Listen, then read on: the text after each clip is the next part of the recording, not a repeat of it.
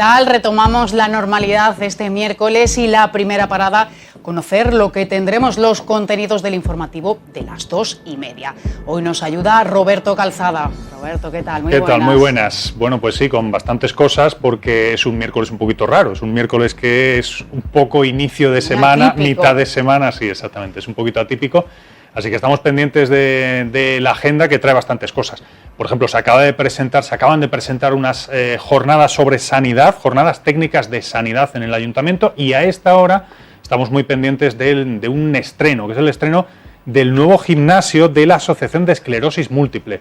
Es un gimnasio que se estrena en esa Casa Ángeles de la Fundación Global Gift. Bueno, pues es un logro importante para esta asociación y para los servicios que presta. Y al margen de eso, que como decimos está siendo o acaba de ser, pues estamos pendientes de otras citas a lo largo de la mañana. Por ejemplo, tenemos a Javier García, el teniente alcalde de San Pedro Alcántara, que va a hablar esta mañana sobre viviendas tuteladas en San Pedro Alcántara.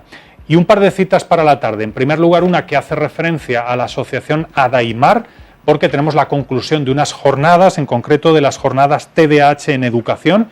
Van a concluir esta tarde en el Palacio de Congresos con un proyecto que se denomina, lo leo, Senderos del TDAH, un bosque escuela itinerante. Va a ser a partir de las 4 en el Palacio de Congresos. Y también para esta tarde tenemos una clausura y un fallo de una muestra joven de Marbella Crea. La semana pasada se fallaba la muestra joven de literatura. Bueno, pues en la tarde de hoy vamos a conocer a los ganadores de la muestra joven de videocreación. Estamos en esa época en la que se van conociendo los ganadores de las diferentes muestras de este programa. Así que esta tarde, cita con el de videocreación. Eso entre otras cosas. Bueno, pues quemando etapas está una de ellas. Pues Roberto, muchas gracias. A ti, como siempre. Buen día. Igualmente. Estamos viviendo unas temperaturas, desde luego, muy atípicas, nada habituales para el mes de noviembre, como os habéis podido dar cuenta. Esto es fruto del poco cuidado que tenemos hacia el medio ambiente, el gran destrozo. Pues vamos a hablar de un gran evento que precisamente va en esta dirección. Se titula Explorando la crisis climática y tendrá lugar el próximo lunes en el Palacio de Congresos, organizado por Pancho Campo. Hola Pancho, buenos días, ¿qué tal? Días. Muy bien, muy bien.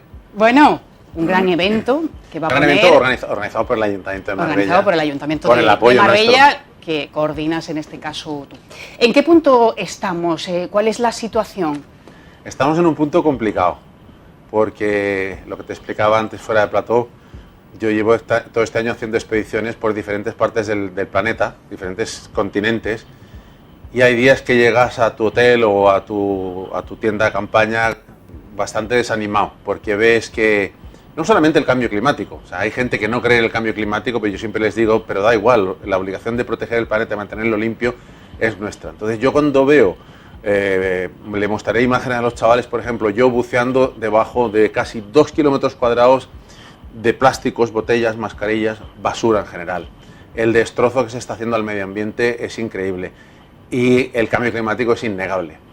He estado en 2 lugares donde son, yo te diría que es ground zero, como dicen en inglés, ¿no?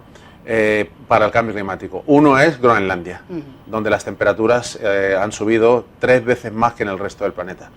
Y aunque la población sea pequeña, solo 58.000 personas, es la segunda superficie bajo hielo más importante del planeta.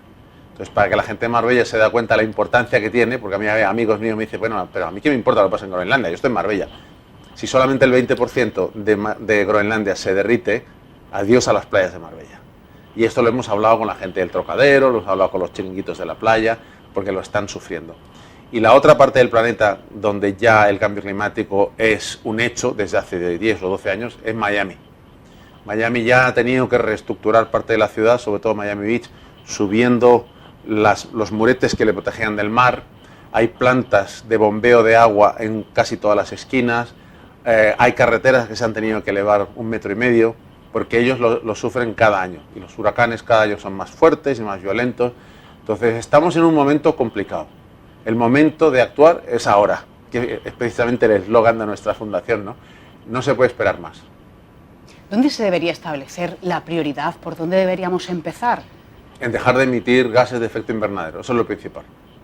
O sea, todo lo que es combustibles fósiles, gasolina, gasoil, y el problema es que esto está en muchas más cosas que la gente no se da cuenta. Por ejemplo, el otro día, cuando hago el reportaje de cambio climático en el deporte, los tenistas no se dan cuenta que las pistas duras están construidas de alquitrán y la pintura que llevan encima, o todas las pinturas del planeta, son de una base de combustibles fósiles.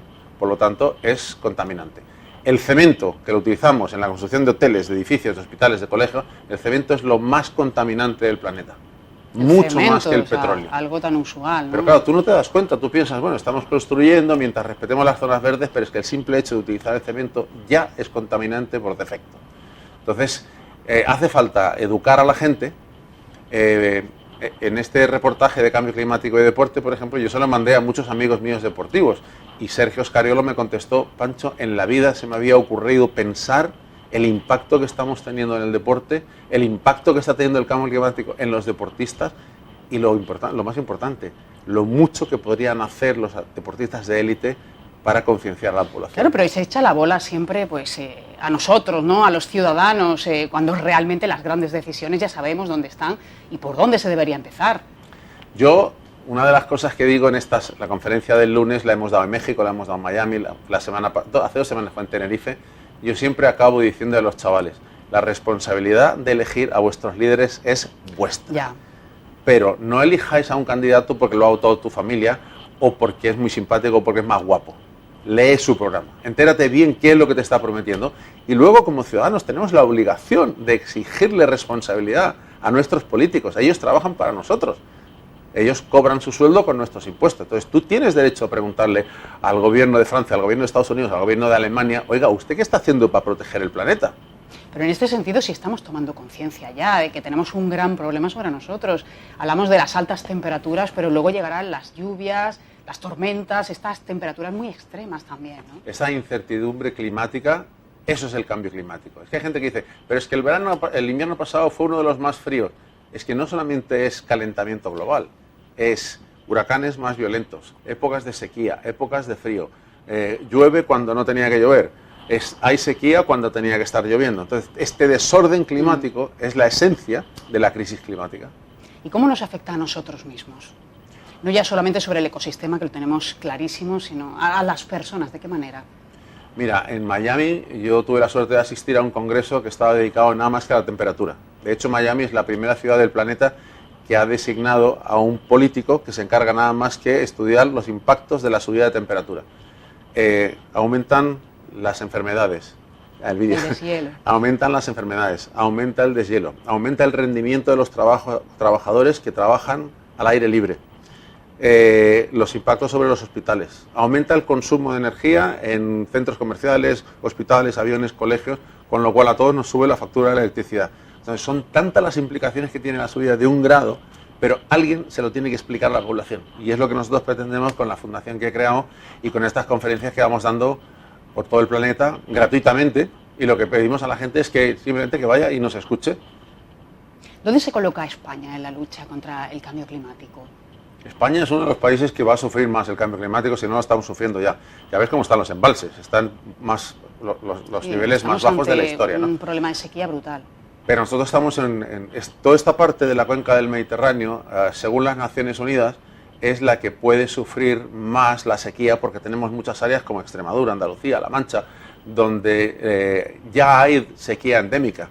Si además el agua va a ser el principal de los problemas, España tiene un papel complicado. Ahora, también tiene que haber voluntad política, voluntad empresarial y voluntad cívica. O sea, el problema ya no es de las Naciones Unidas, de los políticos o de las multinacionales, el problema es nuestro. Entonces nosotros tenemos que tener conciencia.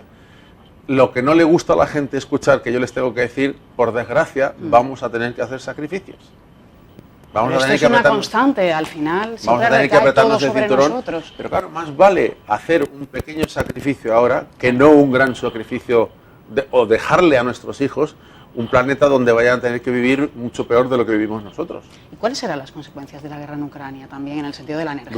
Brutales, porque claro, ha aumentado muchísimo el costo de la energía y la gente sigue gastando. Tú en el invierno tienes que consumir combustibles fósiles.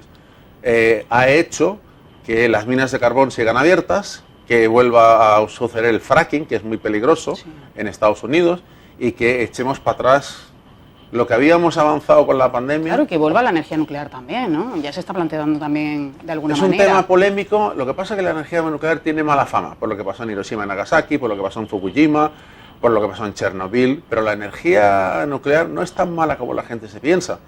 Francia, por ejemplo, el 70% de su energía eléctrica viene de la energía nuclear. El problema es que si cae en las manos equivocadas es peligrosa. O si no se toman las precauciones adecuadas para guardar los residuos o para explotar la energía nuclear, puede ser peligrosa. Pero es una opción.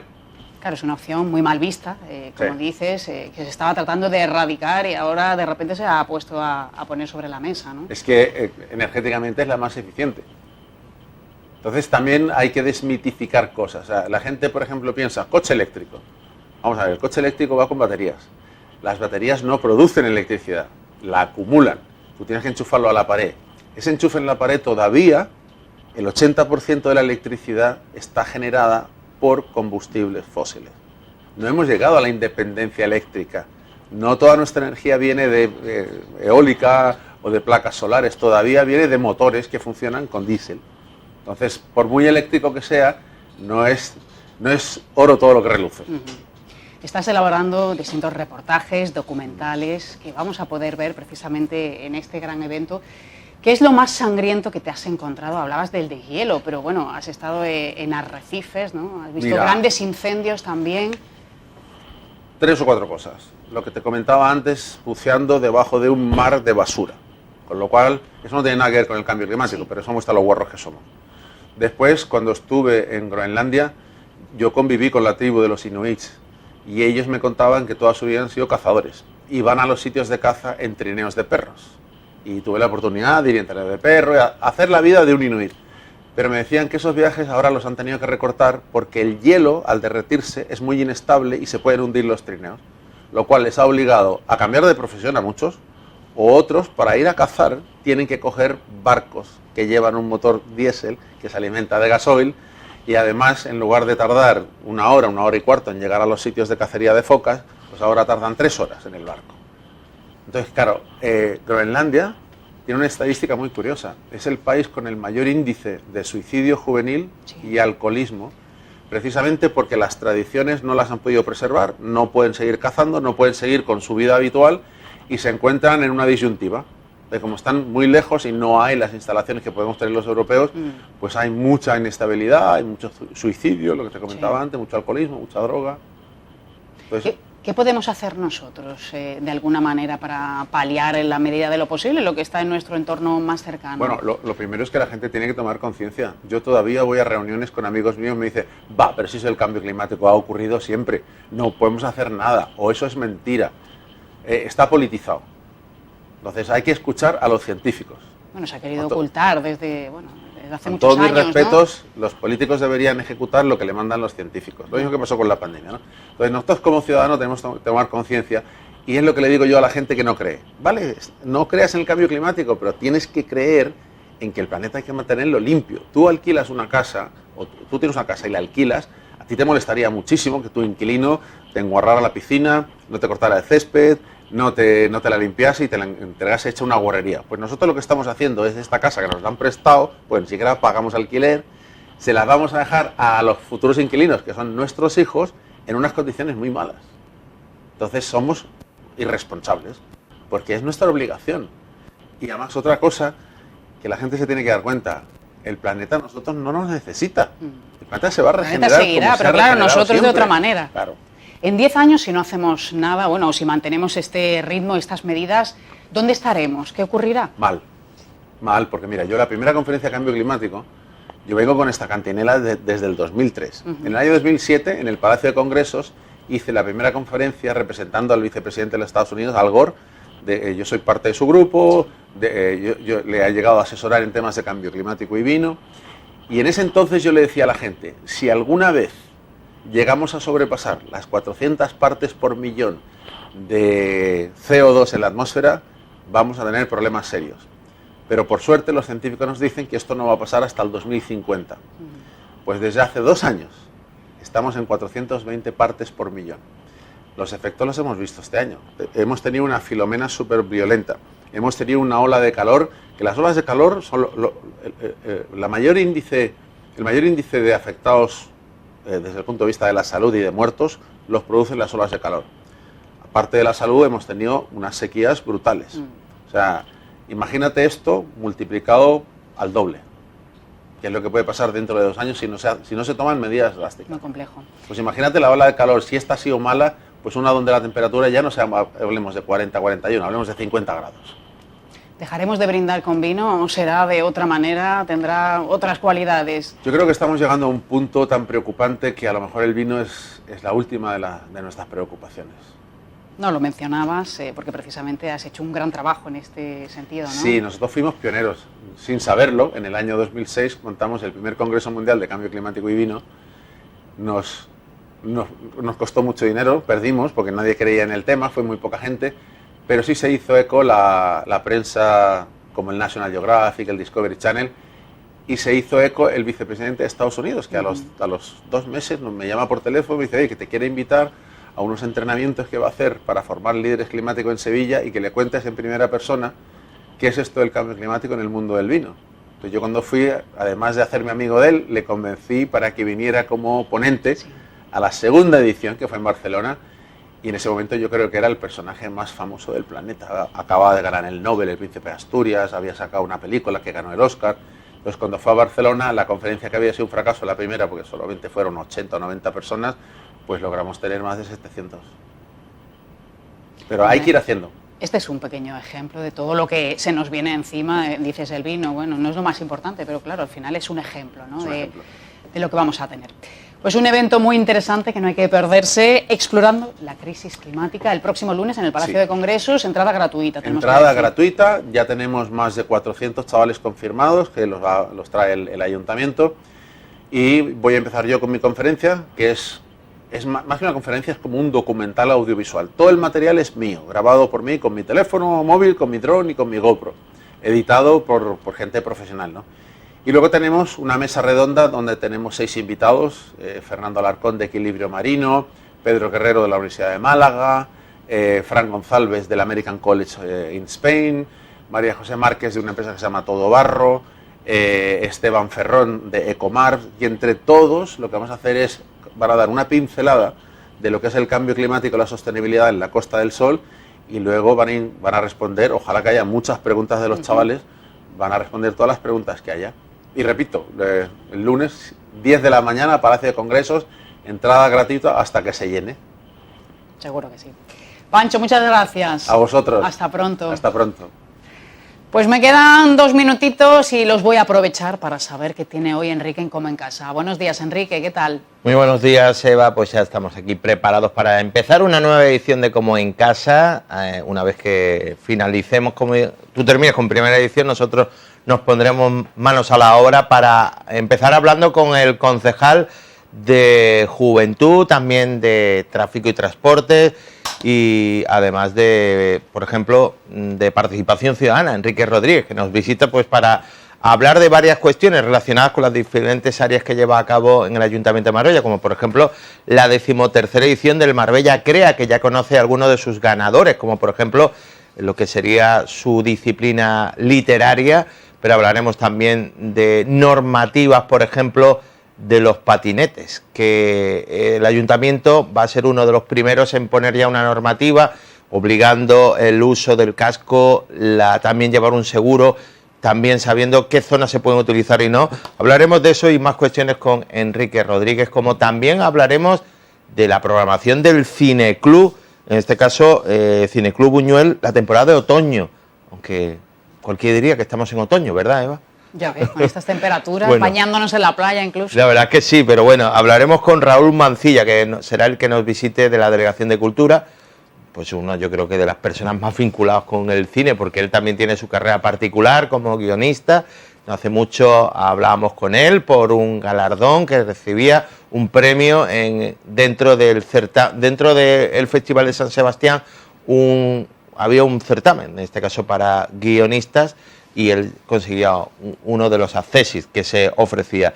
Y hoy también tenemos sección de la plataforma de Marbella el Voluntariado. Hoy vamos a hablar de la ONCE, de la labor que realizan. No solo es la de vender el cupón, sino también realizan otras muchas labores, sobre todo con el objetivo primordial de la inserción en la sociedad de las personas con algún tipo de discapacidad, no solo la visual, porque recordamos que en la ONCE trabajan también personas con diferentes discapacidades, que como decíamos, hablaremos con la directora, con Cristina Cervantes, y vendrá acompañada de una voluntaria, de Blanca María Parda, y hablaremos de carnaval, hablaremos de galas artísticas, y todo esto salpicado, como no, Eva, con lo que ha sucedido este puente, Halloween, el Día de los Santos, etcétera, y Tostón. etcétera. Esas dos cositas más o menos vamos a destacar. Enrique, gracias. De nada, Eva, hasta luego. Llegamos a las 11, momento para decir adiós. Hasta mañana, buen día.